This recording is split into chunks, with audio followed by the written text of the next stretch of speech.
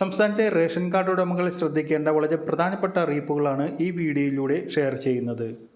മുൻഗണനാ വിഭാഗത്തിലെ ration card ഉടമകൾക്ക് ഇനി ആനുകൂല്യങ്ങൾ ലഭിക്കണമെങ്കിൽ കേന്ദ്ര സർക്കാർ നിർദ്ദേശിച്ചിരുന്ന KYC അഥവാ ബയോമെട്രിക് മസ്റ്ററിംഗ് ചെയ്യേണ്ടതായിട്ടുണ്ട്.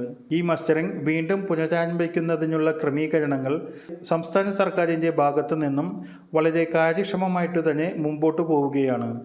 അടുത്ത മാസം, അതായത് മെയ് മാസത്തോടു കൂടി തന്നെ നമ്മൾ ഈ കാര്യങ്ങൾക്കെല്ലാം തുടക്കം കുറിക്കേണ്ടതായിട്ട് വരും.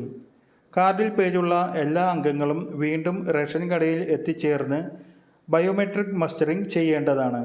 നിലവിൽ ചെയ്യാത്തവരെല്ലാം തന്നെ ഇത് പൂർത്തിയാക്കണം.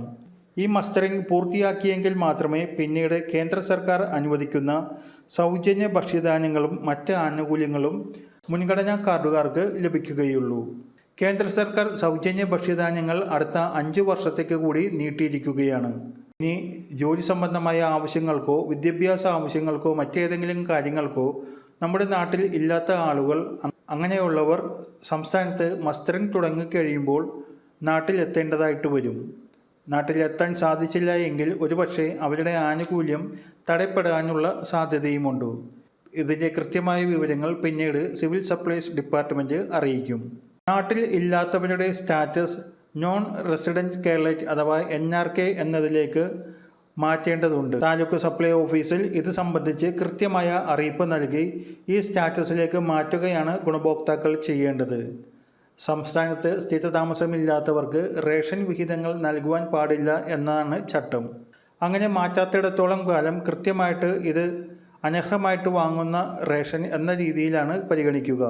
ഇനി വയ്യായ്കയുള്ള ആളുകൾ, ഗർഭിണികൾ, അതോടൊപ്പം തന്നെ മുതിർന്ന ആളുകൾ, അങ്ങനെയുള്ള വിവിധ വെല്ലുവിളികൾ ഒക്കെ നേരിടുന്ന വ്യക്തികളുടെ, അതോടൊപ്പം തന്നെ മറ്റ് ചില അവസ്ഥകൾ അനുഭവിക്കുന്ന ആളുകൾ, ഇങ്ങനെയുള്ള ശാരീരിക ബുദ്ധിമുട്ടും ക്ലേശങ്ങളും ഒക്കെയുള്ള ആളുകളെ സംബന്ധിച്ചിടത്തോളം റേഷൻ കടയിൽ എത്തിച്ചേർന്ന് ഈ ബയോമെട്രിക് മസ്റ്ററിംഗ് പൂർത്തിയാക്കുക അവർക്ക് ഒരുപാട് ബുദ്ധിമുട്ട് ഉളവാക്കുന്നതായിരിക്കും. ഇതിൻ്റെ അടിസ്ഥാനത്തിൽ അങ്ങനെയുള്ളവർക്ക് രണ്ടാമതായി ഉദ്യോഗസ്ഥർ വീടുകളിലെത്തി ഇത് പൂർത്തിയാക്കുന്ന സാഹചര്യം സർക്കാർ ഒരുക്കും. റേഷൻ ഇൻസ്പെക്ടർമാരോ ഒരുപക്ഷെ റേഷൻ വ്യാപാരി തന്നെയോ ആയിരിക്കും നമ്മളുടെ വീടുകളിലേക്ക് എത്തിച്ചേർന്ന് KYC മസ്റ്ററിംഗ് നടപടി പൂർത്തിയാക്കുക. ഇത് സംബന്ധിച്ച് കൃത്യമായ അറിയിപ്പുകൾ പിന്നീട് സർക്കാർ പുറപ്പെടുവിക്കും. ഇനി പ്രധാനപ്പെട്ട മറ്റൊരു കാര്യം നമ്മുടെ റേഷൻ വിഹിതത്തെ സംബന്ധിച്ചുള്ളതാണ്. ഏപ്രിൽ മാസ റേഷൻ വിതരണം അവസാനിക്കാറായി. ഏപ്രിൽ മാസം 30-ാം തീയതിക്കുള്ളിൽ റേഷൻ വിഹിതങ്ങൾ വാങ്ങിക്കേണ്ടതുണ്ട്. ഏപ്രിൽ റേഷൻ വിതരണം ഒരാഴ്ച വൈകിയാണ് ആരംഭിച്ചത്. അതിനാൽ അവസാന ദിനങ്ങളിൽ തിരക്ക് കൂടുവാനുള്ള സാധ്യതയുമുണ്ട്. തിരക്ക് കൂടുമ്പോൾ സെർവർ തകരാറുണ്ടായി റേഷൻ വിതരണം തടസ്സപ്പെടാറുണ്ട്. അങ്ങനെയുള്ള സാഹചര്യങ്ങളിൽ റേഷൻ കാർഡുമായി ബന്ധിപ്പിച്ചിട്ടുള്ള മൊബൈൽ കൂടി കൊണ്ടുപോവുകയാണെങ്കിൽ മൊബൈലിൽ വരുന്ന OTP നൽകി റേഷൻ വിഹിതം വാങ്ങി പോരാവുന്നതാണ്. അതിനാൽ റേഷൻ കാർഡുമായി ലിങ്ക് ചെയ്ത മൊബൈലുള്ളവർ അതുകൂടി കൊണ്ടുപോകാൻ ശ്രദ്ധിക്കുക.